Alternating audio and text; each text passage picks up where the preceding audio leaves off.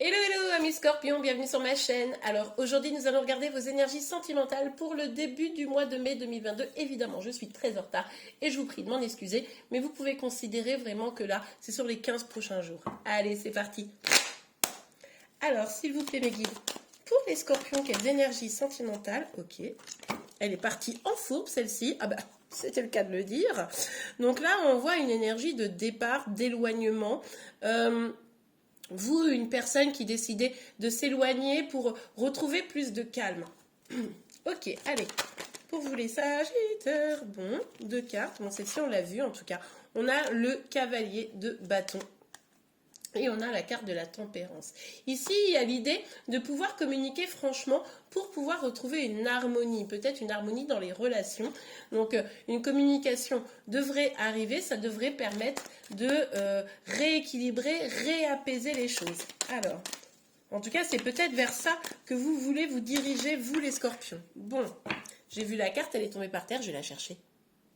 Ok, alors on a le roi de denier. Avec le roi de denier, on peut nous parler ici du fait, comment vous dire, d'être Alors, est-ce que c'est une personne en face de vous ou est-ce que c'est vous? Vous me direz. En tout cas, c'est une énergie masculine.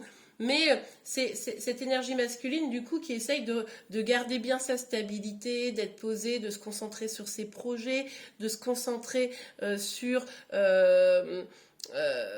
son travail, et puis sur ses responsabilités également, qui prend en charge ses responsabilités, vous voyez. Bon, alors, s'il vous plaît, mes guides, quelles énergies sentimentales pour les scorpions pour le début du mois de mai? Hop là.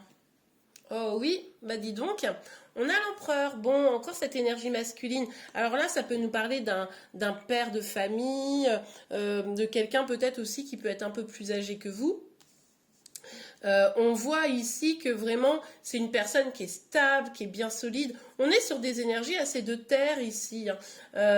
Même si là on peut aussi avoir quand même l'énergie du bélier, mais en tout cas il y a vraiment cette énergie où voilà, je bouge pas quoi. Je suis là, je suis solide, parce qu'avec ces deux énergies ici très fortes. Donc bon, alors sur le 6 d'épée, pour vous les scorpions.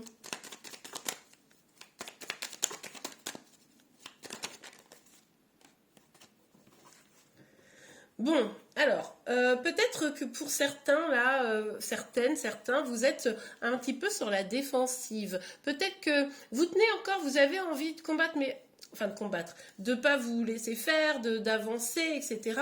Mais vous avez peut-être des obstacles justement pour avancer, pour pouvoir arriver à une situation beaucoup plus saine, beaucoup plus posée, beaucoup plus douce, hein, pour trouver cette harmonie. Mais vous êtes quand même encore là, vous êtes encore prêt à échanger, à voir comment on peut faire pour régler les choses. Mais bon, vous allez peut-être commencer à vous épuiser un petit peu. Ah bah oui, regardez. Qu'est-ce que c'était cette carte-là? Bon, je ne sais pas si je dois la prendre ou pas. Je ne vais pas la prendre, j'ai l'impression qu'il ne faut pas que je la prenne.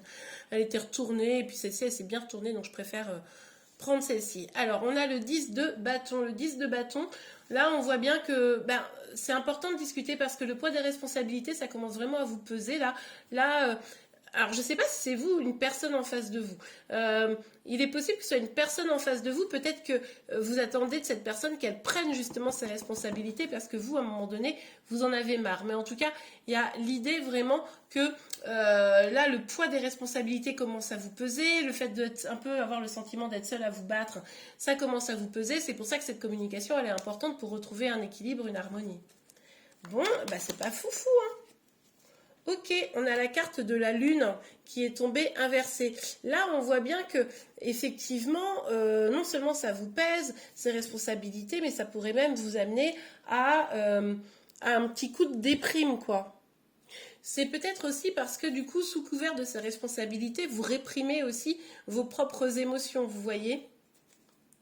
Ou parce que la personne en face de vous qui doit prendre ses responsabilités, voilà, peut-être que du coup, c'est elle qui réprime ses émotions et qui réprime quelque chose. Mais du coup, ça crée un peu de difficultés émotionnelles. Ouais, on a le valet de bâton. Bon ben, avec ce valet de bâton inversé, vous êtes tellement bien campé, vous ou la personne en face de vous.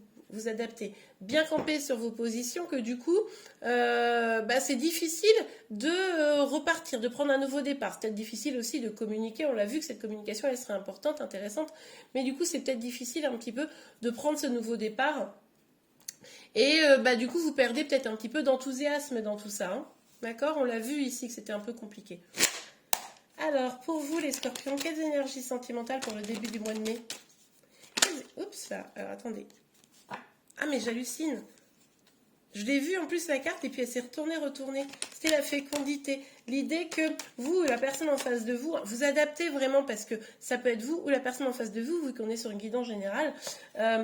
C'était vraiment l'idée de se replier sur soi. Il y avait un repli sur soi, mais voilà, bon. En tout cas, il y a un compromis à trouver. Hein. Il y a un compromis à trouver pour sortir de cette difficulté-là. Faire en sorte que la personne en face de vous et vous trouviez chacun votre compte. Bon, alors avec le miroir magnétique, on nous dit bien qu'on parle de vous ici, de ce poids qui est un petit peu lourd, de cette nécessité de retrouver une harmonie, d'avoir une communication franche. Hein. Et du coup, avec cette carte aussi, moi, ça me fait toujours penser à la loi d'attraction, vous voyez ? Bon, on vous dit pour autant que ça va prendre du temps. Hein. Cette situation, pour qu'elle s'apaise, ça va prendre un petit peu de temps. Donc, il va falloir sûrement être patient, patiente, pour que les choses s'apaisent. Ok.